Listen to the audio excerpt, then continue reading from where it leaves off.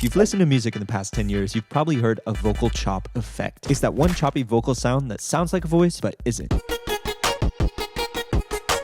If you've ever wanted to make that sound on your own, but didn't know where to start, then worry no more, I've got the video for you. In this video, I'm going to show you how you can sound like the pros and create vocal chops of your own. I'll do my best to explain the concepts rather than give a guide specifically to Ableton Live users. In the same way, I'll be using some expensive plugins, but you can get about 80% of the same effect using your handy dandy kmoe pitch plugin. So sit down, buckle up, and get ready to follow along with these steps to make that vocal chopped sound.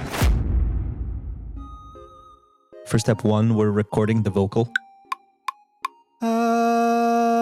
Step 2, you put some processing on the vocal, make it sound nice and clean. I like to add some sort of compression on there. If you have a compressor that says something like airy vocals, I would go with that. This is what we're sounding like now. Next thing to do is to fix the tuning of it. I'm just going to drag on a pitch corrector. You're going to want to turn that into a vocal file, so bounce that out. And step number 3 is to put it in a sampler. Pretty much every single DAW is going to have something like this, where you can load in a sample and play it on your keyboard. Drag that bad boy in. Make sure you tune it to the note that you used, and that's it. Woo, you're done. Not really. The next thing you can do is write a melody. I wrote one when I was preparing this. I'm switching over to the vocal that I prepared.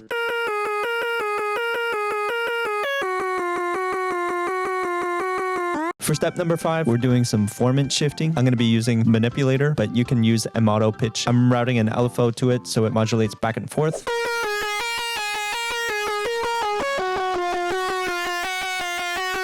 Step number 6 is make it crispy. I'm adding an OTT, which is a multiband compressor, and then I'm doing an EQ to take some low end out. It's a pretty drastic change from where it was before. Here's a before and after. What I did next is made it stereo. I added on a plugin called Doubler, which gives it a nice chorus effect. And then I put on this auto pan, which just pans it left and right in your ears.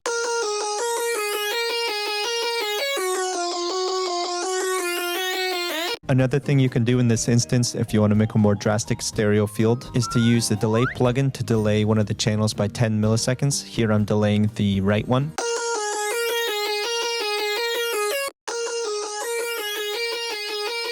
Step number 8 is to add some layers. Here I'm doing some harmony and I'm using a synth layer.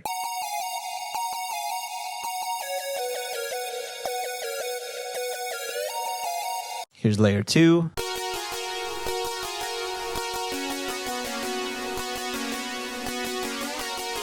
Layer 3.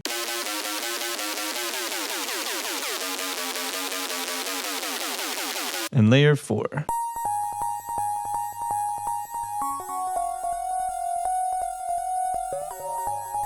Those were all made using the presets that I gave away in my cold hyperpop video. In total, it sounds like this.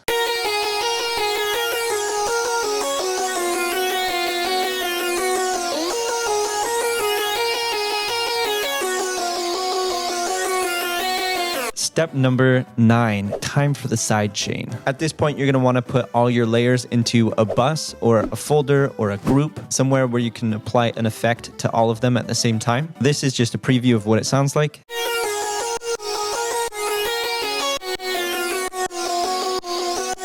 I have a sidechain track that's sending out a very short 10 millisecond signal, and that's going to sends only. Then on your group bus, you need to set up a compressor to sidechain to that signal. Having a very short sidechain signal is important because it gives you more flexibility to tune in the release of the sidechain. Here's what the sidechain sounds like with the kick.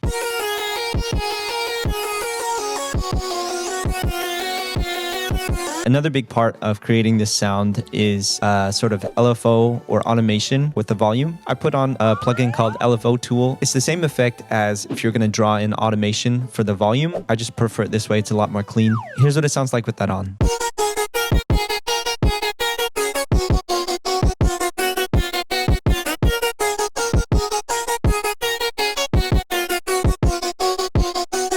Step number 10 is to add in everything else. We're talking 808s, snares and claps, hi-hats. I also added in a bass layer. The preset name is like bass pluck or something like that. And it's also from the Cold Hyperpop pack.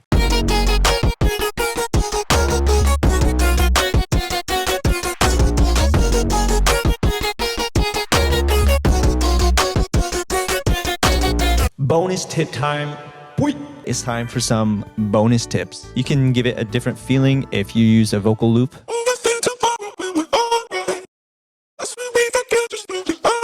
Something you can also do is to turn off the plucks when the vocal loop isn't playing. The vocal goes for 1.5 bars and then it's a half bar out. So I just turn it off here.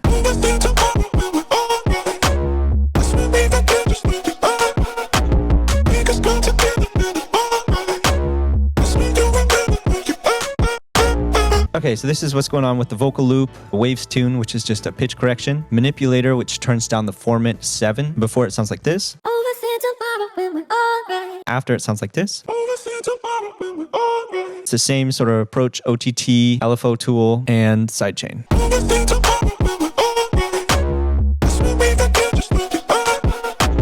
Bonus step number 2. This is how to make it sound wonky. The most important thing, have more space in there. Space. Turn off that 808, bring in that bass again, make the release on the sidechain longer, so something like this, and then have a more drastic LFO. This is the one that was before, this is the new one.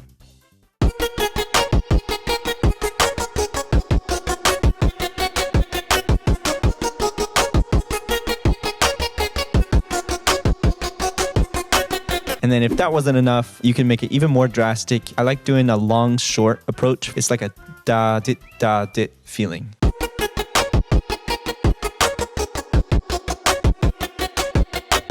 And I also added in like a special little instrument. It's just me going, oh, oh, oh. And on this vocal, I have some cool modulation effects.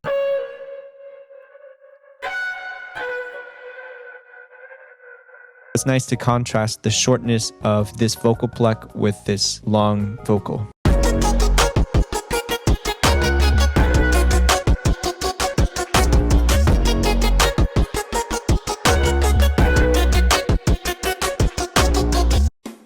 Alright, so that's how you make the vocal chop effect. I hope this video was helpful. Let me know in the comments if you have any specific questions. Make sure to smash like and subscribe if you're new. Thanks so much for watching, and I'll see you in the next one.